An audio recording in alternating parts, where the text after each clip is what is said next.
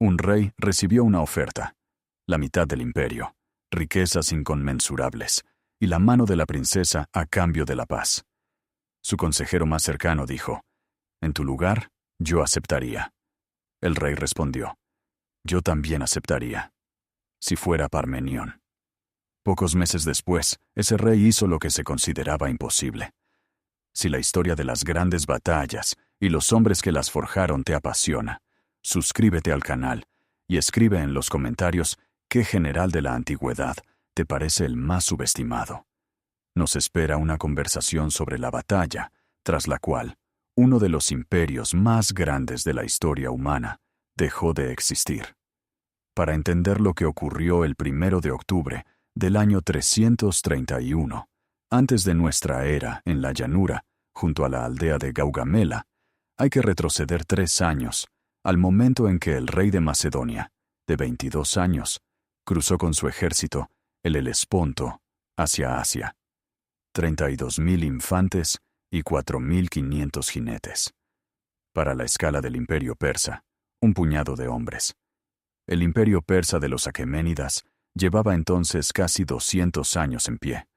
Se extendía desde Egipto hasta las fronteras de la India, desde el Mar Negro hasta el Golfo Pérsico. Decenas de pueblos le pagaban tributo. Sus ejércitos trituraban todo lo que osaba plantarles cara. Y esa inmensa mole se encontró con Alejandro. El primer enfrentamiento serio tuvo lugar en el río Gránico, y Alejandro venció. Luego vino la fulminante conquista de Asia Menor. En el otoño del año 333, los ejércitos se encontraron de nuevo, en Isos, en una estrecha franja costera entre el mar y las montañas. El rey persa Darío III condujo allí un ejército varias veces superior al macedonio, y volvió a perder, precisamente por haberlo llevado allí. Quinto Curcio Rufo escribiría después, con amarga ironía, que el señor de aquel inmenso ejército lo redujo por sí mismo a la pequeñez que despreciaba en el enemigo. La estrechez del terreno impidió desplegar las fuerzas. Darío huyó, abandonando en el campamento a su madre, su esposa y sus hijas. Alejandro las trató con deferencia ostensible, un gesto que era también un movimiento político. Mientras Darío reunía un nuevo ejército en las profundidades de su imperio, Alejandro seguía avanzando.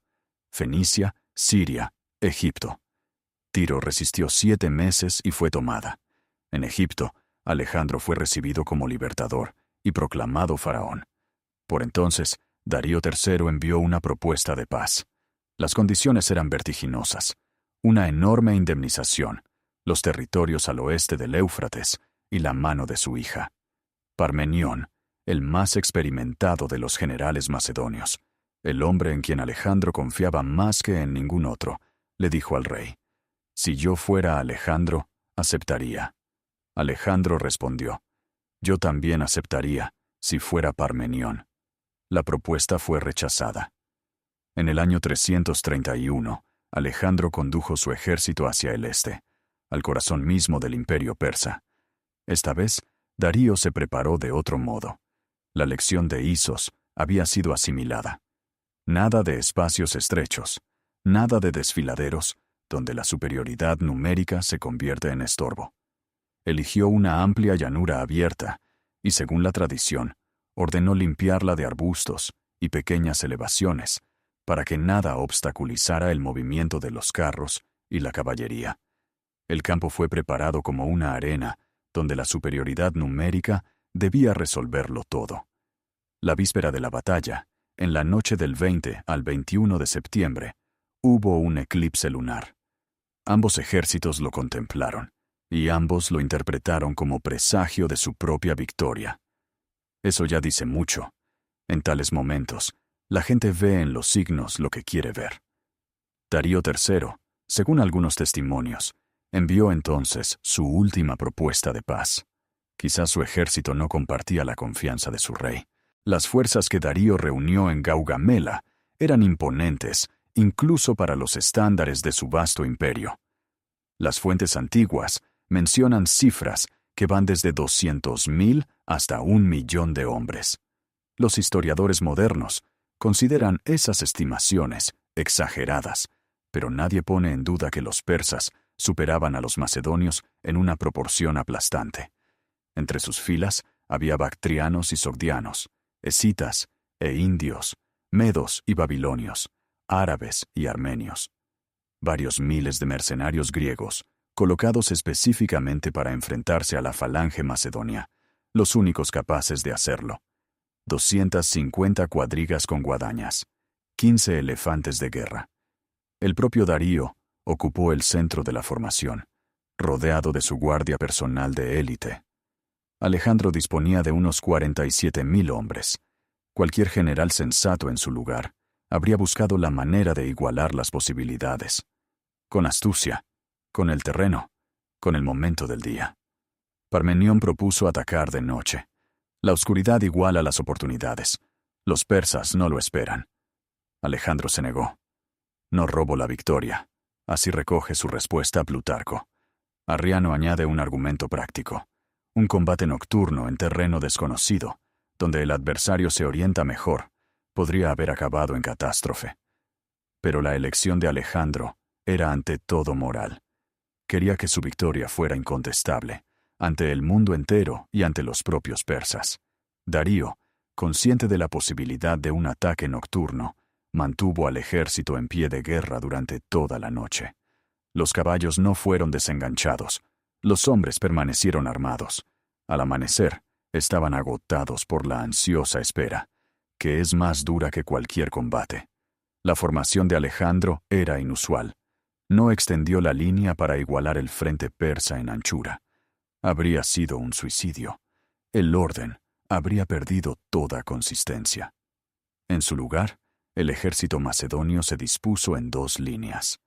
La segunda debía girar si era necesario, y enfrentar a los persas que intentaran envolver la retaguardia.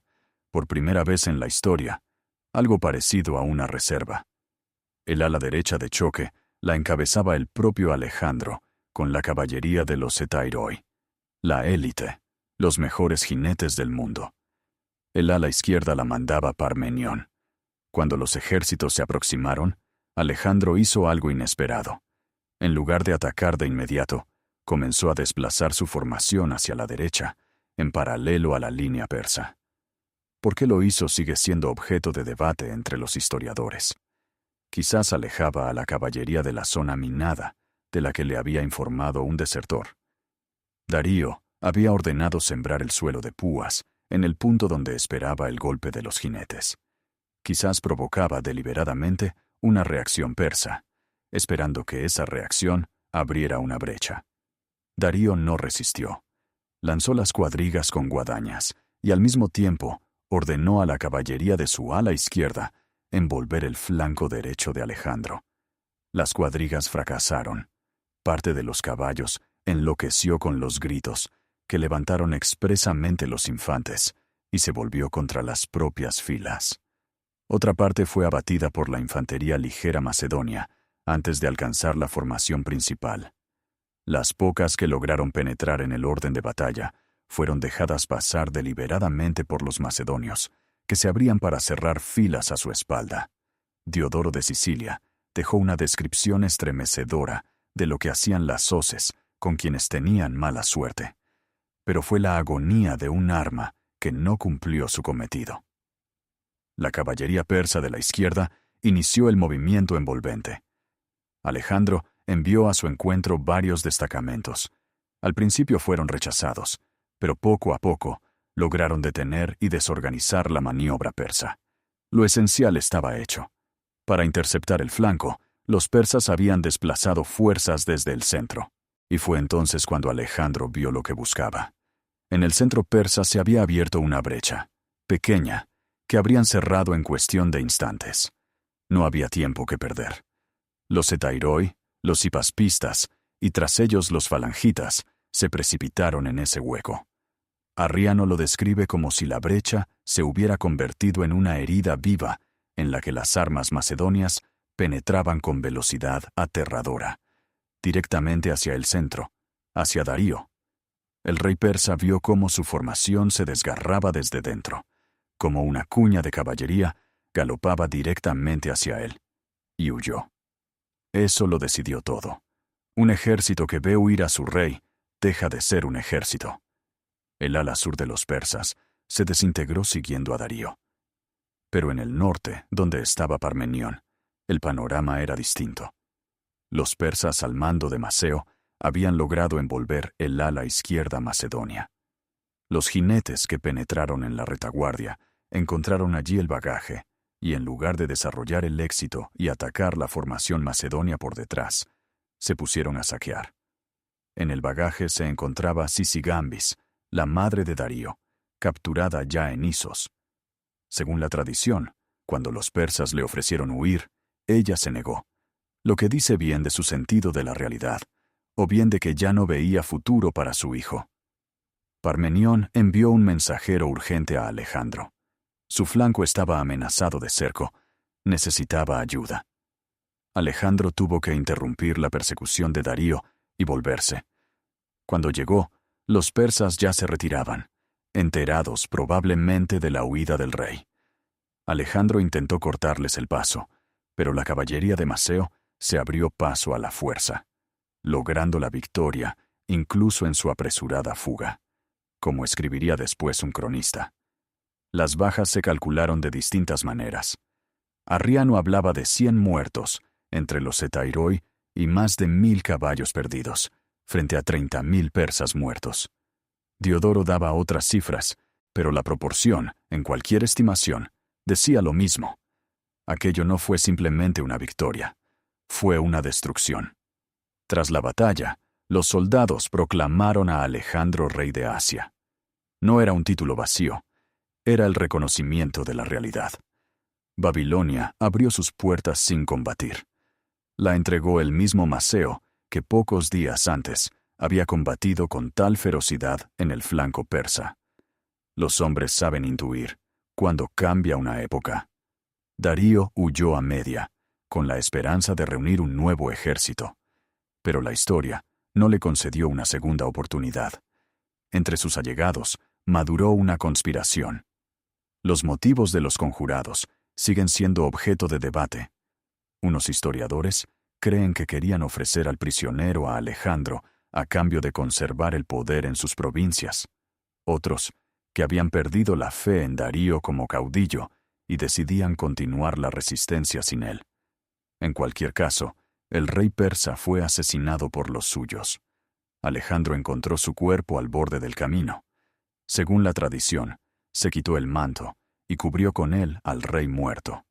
Fue un gesto no solo de nobleza, sino de cálculo político refinado. Los asesinos de Darío le habían hecho a Alejandro un inmenso favor sin pretenderlo. Ahora podía presentarse no solo como conquistador, sino como heredero legítimo y vengador. La culpa de la muerte del gran rey recaía no sobre los macedonios, sino sobre los traidores persas. La legitimidad del nuevo orden quedó sellada por la propia tragedia. La batalla de Gaugamela entró en los manuales de arte militar y permanecerá en ellos para siempre. Por primera vez en la historia, apareció una segunda línea de tropas como embrión de la reserva. Por primera vez, un general fue capaz de sostener en la mente el campo de batalla entero, con sus flancos distintos, sus amenazas cambiantes, el instante preciso del ataque, y reaccionar exactamente cuando se abrió la posibilidad. Alejandro no era simplemente un hombre valiente que cabalgaba al frente de la caballería. Era alguien que veía lo que los demás no alcanzaban a ver, y actuaba antes de que los demás comprendieran qué habían dejado escapar. El imperio aqueménida, que había perdurado casi 2 siglos, dejó de existir en un solo día de otoño. Si este relato te ha atrapado, suscríbete al canal. Por delante nos esperan muchas más historias sobre batallas, hombres y momentos en que todo pendió de un hilo. Y escribe en los comentarios, ¿qué crees que es más importante en un gran general? ¿El genio militar o la capacidad de tomar decisiones bajo presión, cuando no hay tiempo para pensar?